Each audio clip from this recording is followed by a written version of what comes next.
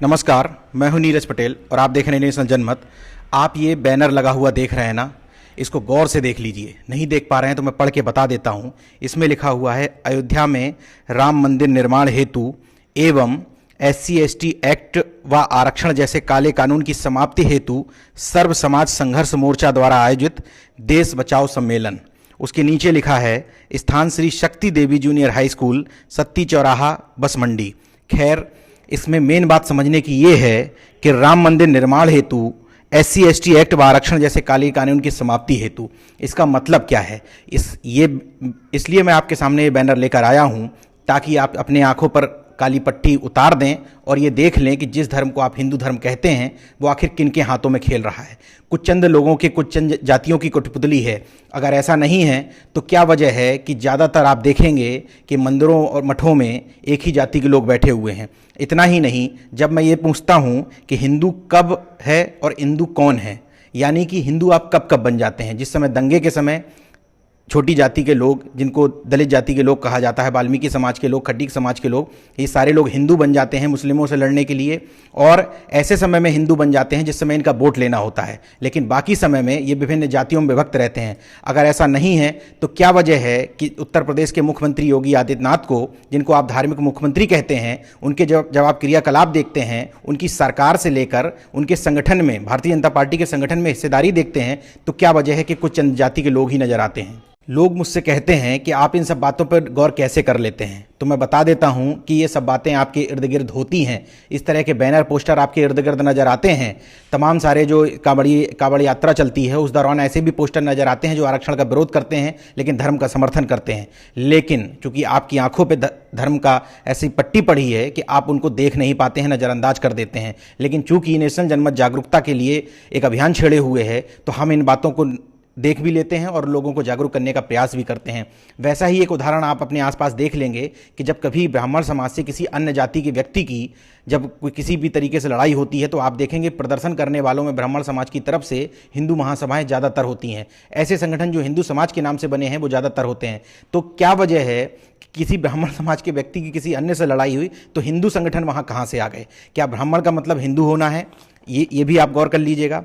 आरक्षण का विरोध करते समय वो हिंदुत्व कहाँ चला जाता है। जिस समय ये राष्ट्रीय स्वयंसेवक संघ या अन्य तमाम हिंदूवादी संगठन आरक्षण का विरोध करते हैं, उस समय वो क्यों नहीं सोचते कि आरक्षण का हक लेने वाले उनके ही भाई हैं और उनके हिंदू ही समाज से आने वाले लोग हैं।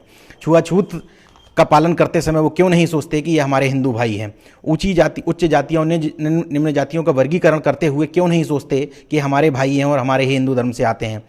इंटरव्यू बोर्ड में बैठते समय तथा कथित सवर्ण जाति के लोग जब पिछड़ी जातियों और दलितों के साथ भेदभाव करते हैं, उनको कम अंक देते हैं, उस समय वो क्यों नहीं सोचते कि ये हमारे हिंदू समाज के लोग हैं।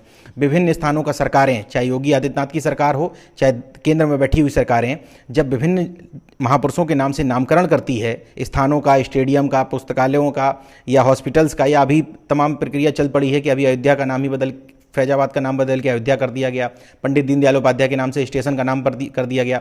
तमाम सारे ऐसे उदाहरणों में क्यों आखिर पिछड़े वर्ग के महापुरुषों का या दलित वर्ग के महापुरुषों का ख्याल नहीं रखा जाता है। ऐसे समय में आपका हिंदुत्व कहाँ चला जाता है।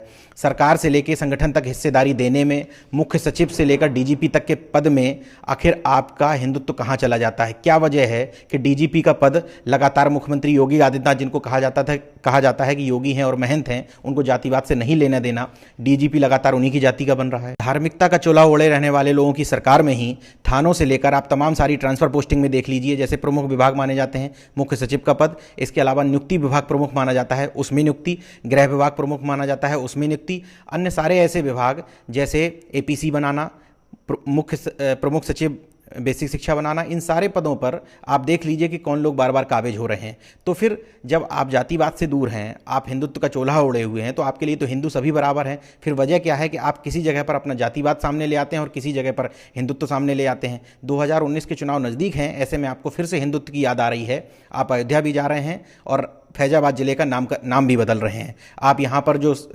अखिलेश यादव सरकार ने स्टेडियम बनाया था उसका नाम बदल के अटल बिहारी वाजपेयी के नाम पर भी रख रहे हैं। तो आखिर लोगों को इन सारी बातों को समझना होगा और ये भी समझना होगा कि हिंदुत्व का खेल सिर्फ एक दिखावा मात्र है और आपका वोट लेने के लिए, आपको बरगलाने के लिए सिर्फ ये समय समय पर प्रयोग किया जाता है। अगर ऐसा नहीं है तो क्या वजह है कि जो सरकारें अपने आप को कहती हैं कि हम सभी लोगों का ध्यान रखने वाले हैं, सब समाज के हितों की बात करने वाले हैं, उन समाजों के शीर्ष के पदों पर बैठे हुए लोग कुछ खास जाति के लोग हैं। केंद्र की सरकारों में 26 जो कैबिनेट मंत्री हैं उनमें से 16 सवर्ण जाति के हैं।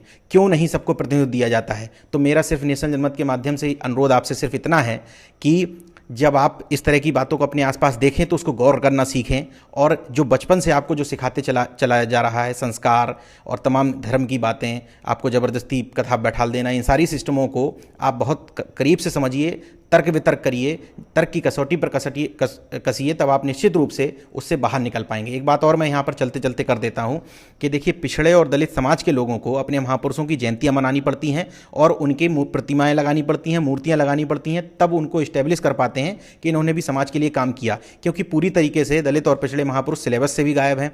सिलेबस में भी बहुत जातिवादी सवर्णों को ही ठूंस दिया गया है और उनको महान बता दिया गया है। दूसरी तरफ आप ये भी देखेंगे कि सवर्ण समाज के कुछ तथाकथित लोगों को महापुरुषों की ज़रूरत नहीं है, ना मूर्तियां लगाने की, ना उनके बैनर पोस्टर लगाने की, क्योंकि मंदिरों में जो लोग बैठे हुए लोग हैं वही उनके महापुरुष हैं और उनके हिस्से भर का काम कर देते हैं। इस अंतर को आप समझिए, तभी सच्चे अर्थों में 2019 में आप सही विवेक से वोट दे पाएंगे और सही विवेक से अच्छी सरकारों का चयन कर पाएंगे। आप देखते रहिए नेशनल जनमत, हम यूं ही आपको जागरूक और सजग करते रहेंगे। धन्यवाद दोस्तों, अगर आपने मेरा यूट्यूब चैनल सब्सक्राइब नहीं किया तो प्लीज़ सब्सक्राइब कर लें और उस बेल आइकन पर जरूर क्लिक करें, जिससे जो मेरे न्यू वीडियो